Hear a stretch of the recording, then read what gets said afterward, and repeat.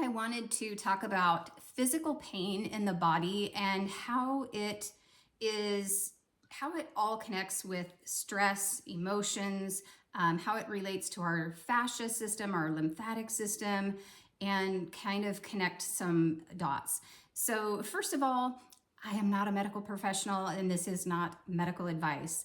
I am a 54-year-old woman who has been passionate about health and trying to find real answers about health and holistic living over a span of 30 years.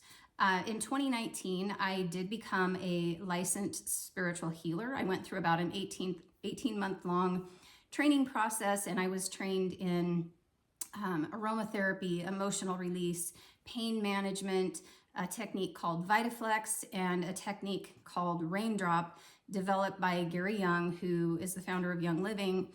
And Gary developed the Raindrop technique, and it incorporated aromatherapy and the VitaFlex technique and some things that he learned from the Lakota Indians. So that's kind of my background, but mostly I am passionate about health, and I have read and studied and taken courses, and I'm just passionate about sharing that with other people. So this is for informational purposes only. I did a little bit of research the other day, kind of connecting fascia, the nervous system. Fascia is something I've been working on lately, and so I thought you guys might find this interesting as well. So let's define fascia first of all. Fascia is a continuous web of connective tissue that surrounds every muscle, organ, nerve, and blood vessel. So it's kind of a big deal, right? It's rich in nerve endings and making it both structural and sensory. Healthy fascia is elastic, hydrated, and smooth. Dehydrated fascia becomes stiff, sticky, and painful. So I think in our society, when things are common, we're like, oh, that's just normal. It's just part of getting old. We're, 50 now, and this is just normal. Common is not normal, and your body is designed to heal. One of the things when I was going through the training to become a spiritual healer is I cannot heal you. A doctor cannot heal you. Healing is an inside job between you and your creator. There is a lot of spiritual work and emotional work that goes into healing the body, and it's not necessarily a destination either, right? You might, learn some things and improve in some areas, and then like the last 6 years have been incredibly stressful. So I find myself needing to kind of tune up my digestive system and my health overall. So it's never something that you've arrived and you're done. It's a lifestyle. It's a lot of lifestyle practices into living a healthy lifestyle. So let's kind of talk about, the nervous system has two main branches, right? The sympathetic is the fight or flight. The sympathetic nervous system increases muscle tension, reduces repair, and limits fluid circulation. So if you think about it, we're meant to have that sympathetic nervous system because when we are in real danger, we need to act quickly. We need to, but it kind of shuts off digestion, and it goes to like emergency mode. The problem is when we are stuck in chronic stress and we aren't managing that stress very well, and we're not releasing it, and we're not coming back down to the rest and digest stage, which is our parasympathetic nervous system. That's where we are relaxed, we're healing, we're repairing, we are digesting our food, and everything is flowing and our tissues are hydrated. But when you're in that contracted state, everything is tight, and pay attention to your stomach and how you feel in your gut. The term worried sick, or those are real things. And our stomach, our abdominal region is where most of our lymphatic system is. It's where our digestive organs is. Our central, the vagus nerve goes from the gut to the brain. There's so many things that are affected right there in that area. So how stress dehydrates fascia is chronic muscle guarding reduces movement and fluid exchange, right? You're just contracting. Reduced circulation limits delivery of water and nutrients to the tissues. So you can be drinking all kinds of water and still not be hydrating your fascia or your cells, right? If you're not focusing on that nervous system, calming and relaxing and soothing the nervous system, then you're still not going to get proper hydration to those areas. Stress hormones. When we are in constant stress mode, we are releasing cortisol and adrenaline, and those stress hormones alter collagen quality and increase inflammation.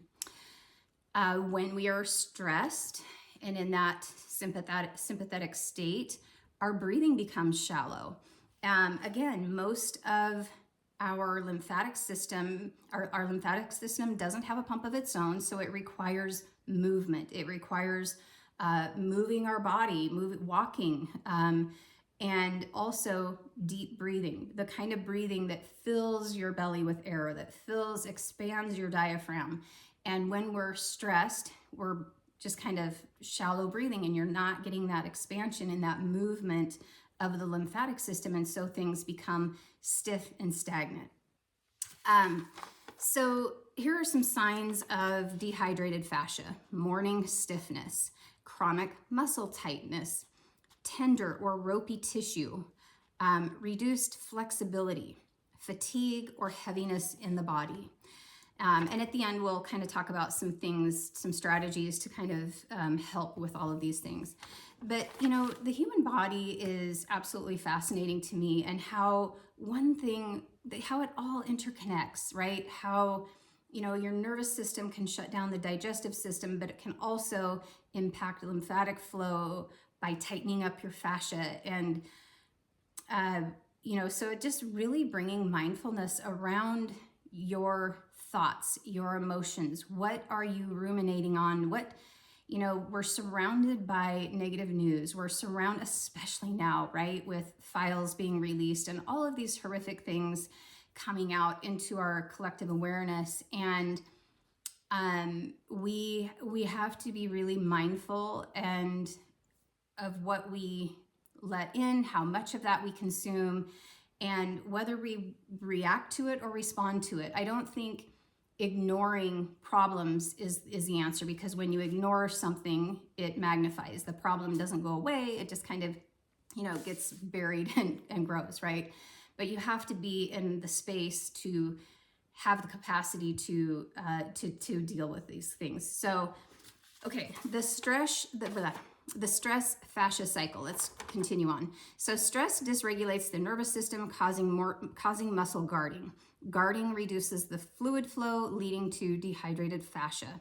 Dehydrated fascia creates stiffness and pain, which increases stress, continuing the cycle. So rehydrating the fascia involves slow, deep breathing that expands the diaphragm, expands the belly. Gentle rhythmic movement, such as walking, stretching, or mobility work. One of the things that I've been really into, and I was kind of doing it all last spring and summer, and then I got off track. So now I'm back to doing it, is there's a channel, I can't remember the name of the channel, but I'll find it and I'll link it in the description. But she talks about mobility and aging and the deep primal squat and hanging, how she talks about things that we should be doing, movements as we age. And she also offers, variations of that, because you don't just start out from a very stiff, rigid body and be doing all of these things. So there's obviously levels to it. Adequate hydration with minerals and electrolytes. Quality sleep, time in nature, and emotional regulation practices.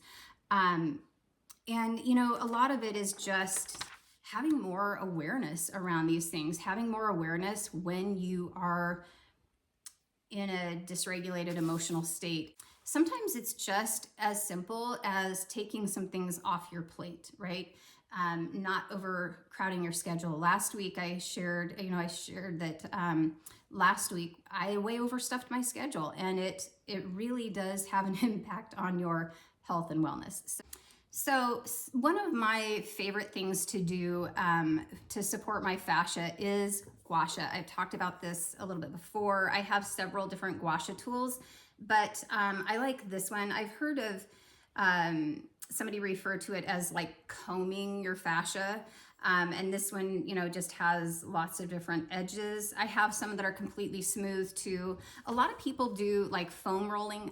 I don't like foam rolling. It doesn't feel good. It hurts. And gua sha, to me, I can control the pressure. It feels good. I use my massage oils. Young Living has so many different, this one's Ortho Sport, and it has a lot of different oils in it to just support that. And then Cell Light Magic is another one that I like to use. But I will, apply oil to my legs, and then just in the evening when I'm relaxing, or in the sauna. Sometimes I do it when I'm in the sauna, but I will just, gua sha over my legs, my arms, just wherever it feels good, wherever there's tension. I get a lot of tension in my neck and shoulder. And so I am just a super big fan of gua sha. I've talked about cypress oil before. I always love to add cypress. This one also cypress is a very key oil in the raindrop technique.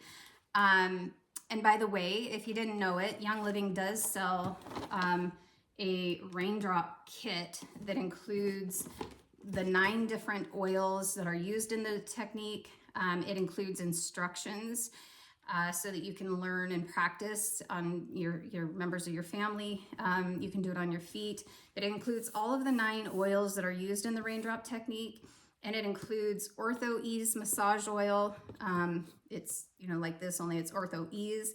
And V6, which is a plain carrier oil with no essential oils in it. But when I was practicing raindrop and when I was seeing clients, I would also, because there is such an emotional connection to our physical body and the healing that needs to happen, so much of it is at an emotional or spiritual level. And one of the things that I would often do with my clients is offer them a couple of drops of release oil. I don't know if that's coming into focus, sorry.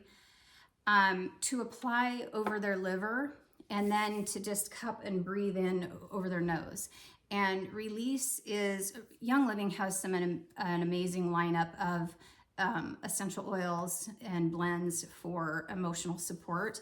But release over the liver, and then I would start the raindrop. And so often people would have like kind of an emotional release as a response to the raindrop technique. And healing kind of tends to happen in layers. And again, and another thing that I kind of wanted to touch on is sometimes we tend to be really, really judgmental of ourselves.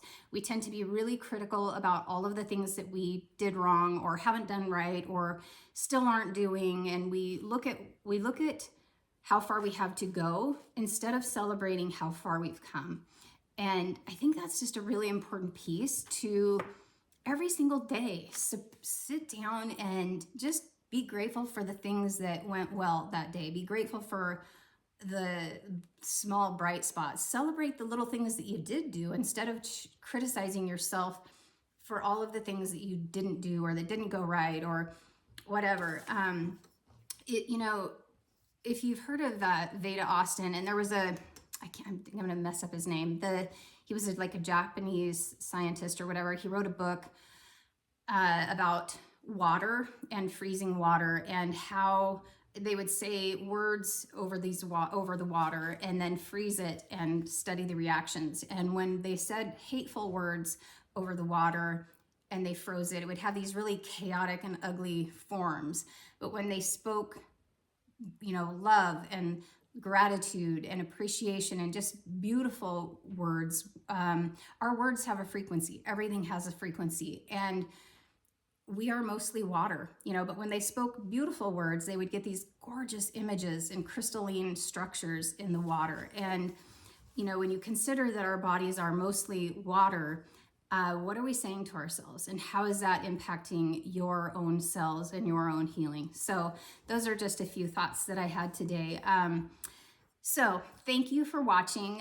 If you have any comments or anything to add to this, I would love to hear your thoughts in the comments below. And I will link the mobility video, and I will also link this raindrop kit if you are interested in that. It's something that I did go through a lot of training to learn how to do, but it is something that you can learn to do in your home. Just start practicing. Just you don't need you. I believe you are your best healer, and it does come from you. And just don't be afraid to practice and try some things. And anyway, so thanks for watching. I will see you in the next video.